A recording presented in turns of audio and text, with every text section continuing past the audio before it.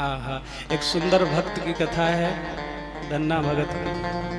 आहा, तो आपने सुनी होगी धन्ना भगत की कथा, जो खेत में और अनाज बोने के लिए गए, लेकिन एक संतों की सामने से मंडली आ गई। और संतों की जब मंडली आ गई तो धन्ना ने देखा कि संत भूखे हैं, तो जितना भी अनाज था उसे पका करके संतों को प्रसादी करा। अब धन्ना ने सोचा कि घर जाऊंगा, घर वाले पूछेंगे कि खेत बो दिया, हल चला दिया, तो क्या जवाब दूंगा। तो झूठे को दाना तो अन्न तो पवा दिया संतों को, कुछ चिड़ियों को चुगा दिया, तो खाली हल पूरे खेत में चला दिया। तो कह दूंगा मैं तो बो आया और देख लो जाकर के, अब नहीं होंगे तो मैं क्या करूं, क्या पता खराब होगा, कह दूंगा। आहा, वही नाभाजी महाराज अपनी कृति में सुंदर वर्णन करते हैं कि धन्य धना के भजन को बिनहि बीज अंकुर भयो, घर आए हरिदास तिनहि गोधूम खवायो। तात मात डर खेत थोत लांगूल चलायो, आस पास कृषि कार खेत की करत बढ़ाई, भक्त भजे की रीत प्रगट परती तू न जाई। लेकिन सुनो, धन्ना भगत और बीज डालाई, मन में तो यही भाव है, कह दूंगा मैंने तो डाल दियो और नहीं उगियो तो मैं क्या करूं। लेकिन सुनो, बगैर बीज बोए धन्ना के खेत में हरियाली हो गई पूरे में। चारों ओर जिन किसानों के खेत थे धन्ना का सुयस गाने लगे, अरे भैया देखो धन्ना की फसल बहुत बढ़िया है, धन्ना सेठ की बहुत अच्छी फसल है। ऐसे भगवान के दुलारे आहा भक्त शिरोमणि धन्ना, जो बगैर बीज बोए भी भैया जिनकी खेत में फसल उग आई है, तो ऐसे भक्त शिरोमणि धन्ना का जन्म भी राजस्थान की ही पावन धरा में हुआ है। राजस्थान की ही भूमि में भयो है। इनका प्रादुर्भाव राजस्थान में टोंक जिला के अंतर्गत, एक जिला पड़ता है टोंक जिला, उसके अंतर्गत एक धोवन गांव है, तो वहाँ एक जाट परिवार में इनका जन्म हुआ। और इनके पिताजी का नाम है श्री पन्ना जी और माताजी का नाम है रेखा देवी। रेखा देवी धन्य है वो माता पिता जिन्होंने इस संसार के लिए ऐसे भक्त को दिया है भैया।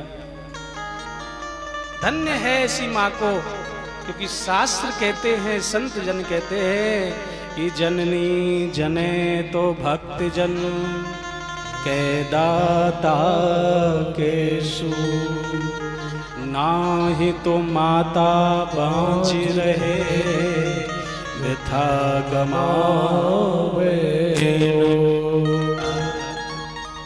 अपने बच्चों को संस्कार ऐसे दो, या तो वो धर्म की रक्षा करें और या देश की रक्षा करें, ऐसे अपने बच्चों को संस्कार दीजिए। लेकिन बाबा तुलसी लिखते हैं रामचरितमानस में, हम अपने बच्चों को क्या ज्ञान दे रहे हैं, उदर भरण का, केवल उदर भरण का, पेट भरने का ज्ञान दे रहे हैं केवल। आहा, लेकिन सुनो, उससे उसका जीवन तो चल जाएगा, लेकिन वो सुखी नहीं होगा उस ज्ञान से। आपने बड़े बड़े डॉक्टरों को देखा होगा, बड़े बड़े भैया इंजीनियर देखे होंगे, बड़े बड़े साइंटिस्ट देखे होंगे, ज्ञान तो, किताबी ज्ञान तो उनके पास बहुत है, लेकिन शांति उनके जीवन में नहीं है। कि जब आवे संतोष धन सब धन दूर समो, जीवन में संतोष और शांति तो तभी होती है जब भगवत कृपा हो और आध्यात्म से हम जुड़े हुए हों, प्रभु चरणों से जुड़े हुए हों, तभी जीवन में शांति आ सकती है, तभी जीवन में सुख मिल सकता है। और सत्य यही है, जैसे प्रभु कहते हैं, जो पूरा संसार तुमको दिखाई दे रहा है ये केवल मेरी माया है, और आंख बंद करके जो दिखाई दे वही तो मैं हूँ। ये संसार का जो ज्ञान है वो आपको खुली आंखों से ही आप उसको पढ़ सकते हो, लेकिन जो आध्यात्म है, जो प्रभु को जानने का, पहचानने का ज्ञान है, आप उसको बंद आंखों से भी पढ़ सकते हो, बंद आंखों से भी पढ़ सकते हो।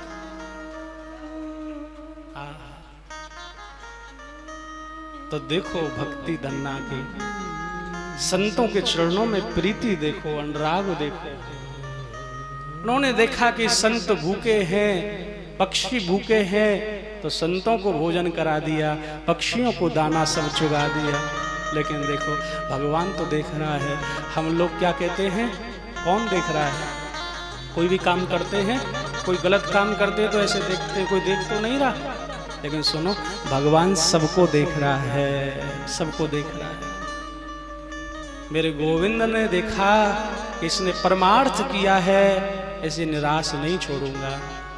आहा, तो खेत में हरियाली हो गई कि अचरज मानत जगत में कहूँ निपजो कहे वे भयो, धन्य धना के भजन को विपिन ही बीज अंकुरु भयो। धन्य है, आहा, धन्य है धन्ना की भक्ति जो बीज के बगैर अंकुर पैदा हो गए भैया, बीज के बगैर अंकुर पैदा हो गए। लेकिन वहाँ आगे नाभाजी महाराज ने तो लिख दिया, लेकिन प्रियादास जी महाराज फिर कहते हैं अचरज की बात तो वहाँ हो गई जब बचपन में एक दिन धन्ना खेल रहे थे, गरीब ही परिवार था, तो गाय चराते थे और जो मिल जाता उसे खा लेते। एक दिन एक साधु से, एक ब्राह्मण से उनकी मुलाकात हुई।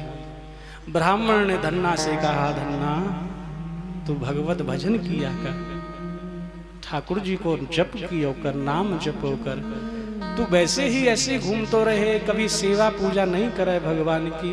आहा, तो यहाँ ब्राह्मण ने एक सालिग्राम भगवान धन्ना की गोदी में डाल दिए, झोली में डाल दिए। ले धन्ना, ये ठाकुर जी हैं, सालिग्राम हैं, इनकी तू सेवा करो कर, पूजा करो कर। सालिग्राम जी को लेकर के धन्ना घर आ गए। रोज पंचामृत से स्नान करावें और जो उसके बाद में खूब आरती करें। अब पहले दिन ही क्या हुआ, घर में जो रोटी रूखी सूखी बनी थी, धन्ना ने ले जा करके भगवान को भोग लगाने के लिए अर्पण कर दी। लो प्रभु भोग लगाओ। लेकिन सुनो, पर्दा लगाते हैं जब भोग लगता है। धन्ना ने पर्दा हटा करके देखा तो रोटी ज्यों की त्यों रखी हुई है। मेरे भक्त ने कहा, प्रभु क्या गलती हो गई मेरे से? नारायण आप भोग लगाइए। फिर पर्दा लगा दिया, जल और रख दिया। अच्छा मैं जल रखना भूल गया हूं भैया। आहा, जल रखना मैं भूल गया। दोबारा पर्दा लगाया, लेकिन फिर खोल के देखा तो ज्यों की त्यों रोटी रखी है। धन्ना ने कहा, देखो ठाकुर जी सीधी सीधी बात है, यदि तुम भूखे रहोगे, तुम भोजन नहीं करोगे तो तुम्हारा भक्त भी ये कुछ नहीं खाएगा, पानी तक नहीं पिएगा। मैं तुम्हारे चरणों की सौगंध खा करके कहता हूं। भगवान ने देखा, भगवान पिघल गए भक्त के लिए। आहा, धन्य है भक्ता, भक्ता धन्या की भक्ति भैया। आज भगवान प्रकट हो गए और रूखी सूखी जो रोटी थी उनको खावे लग गए। धन्य है वाकी भक्ति। सुनो, ऐसे रोज भोग लगाते और रोज ठाकुर जी रोटी प्रसाद खाते, और जो शेष बचता भगवान भोजन करके खड़े हो जाते और शेष बचता उसे धन्ना स्वयं ग्रहण करता, पा लेता प्रभु की प्रसादी को। सुनो, बुद्धि प्रबल हो, भगवत भजन में मन लगे। इसलिए भैया रोजाना भगवान को भोग भी जो भी घर में बने तो यही विचार करो कि हम भगवान के लिए बना रहे हैं और सबसे पहले भगवान को अर्पण करो, और उस प्रसाद को तुम ग्रहण करोगे तो भक्ति आहा, हमारी जो बुद्धि है वो भगवत चरणों की ओर लग जाएगी। अब देखो यहां मेरे गोविंद बोले, धन्ना मैं तेरा अन्न खाता हूं, तू मेरा मालिक है।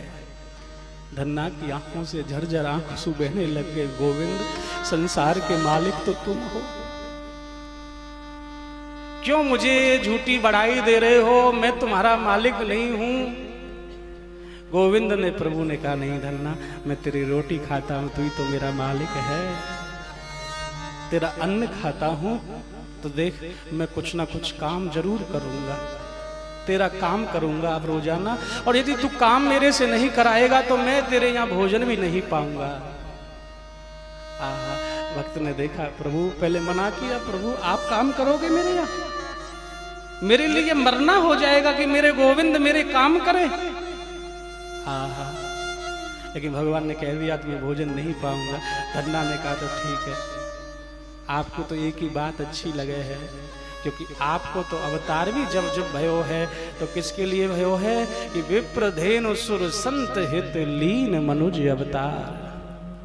प्रभु ये मेरी गैया हैं, इन्हें तुम रोज चराए के ले आयो करो, बस सुबह शाम भोजन मैं तैयार रखूंगा। केवल 2 रोटी के बस में आकर के भैया आज धन्ना भगत के यहाँ गोविंद और धन्ना की गायों को चराने के लिए जंगल में ले जाते हैं रोज। नाभाजी महाराज लिखते हैं कि बार बार पांव परे, अर भूख प्यास तजी धरे, ही साचो भाव पाए प्रभु प्यारिये, छाक नित्य आवे नीके भोग को लगावे, जोई छोड़े सोई पावे, प्रीत रीति कछु न्यारिये।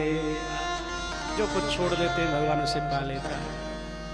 1 वर्ष के बाद में, और वो पंडित जी ही जो धन्ना को सालिग्राम भगवान दे गए थे ना, वो आए और उन्होंने देखा कि देखूं धन्ना को मैंने ठाकुर जी दिए थे, वो सेवा पूजा भी कर रहा है कि नहीं कर रहा है।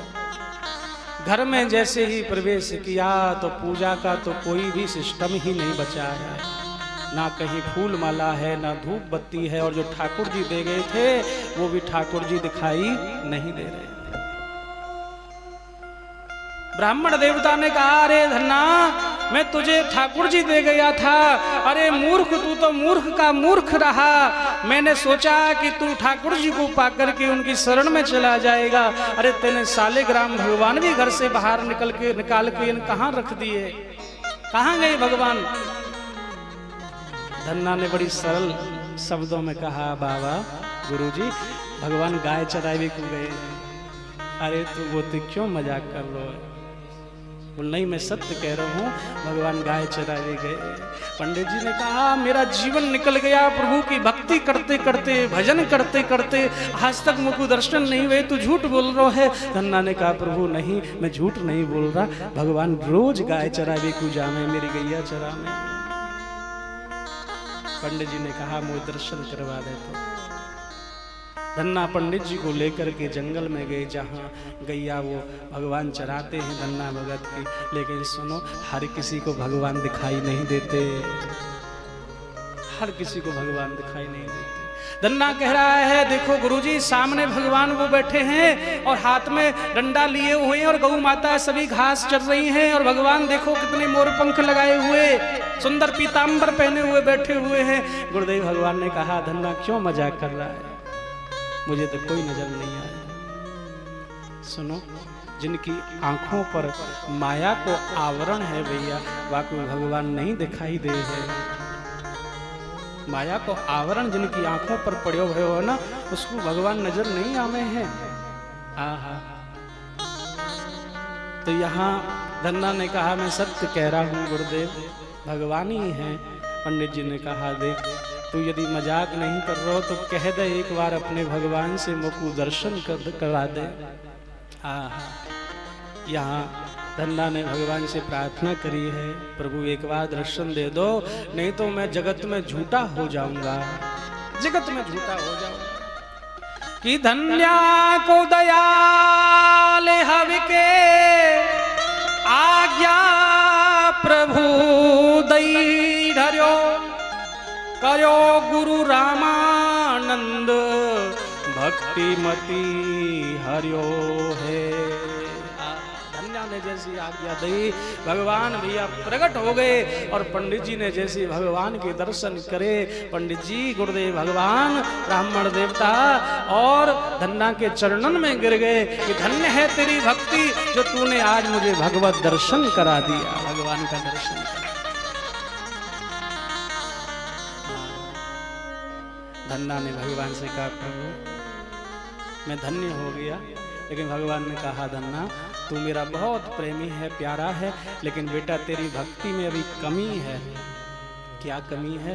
बोलते ने अभी गुरु दीक्षा नहीं ली है, गुरु नहीं बनाया हुआ है, जा तू बढ़िया किसी गुरु से दीक्षा ले और उसके बाद में मेरा भजन कर।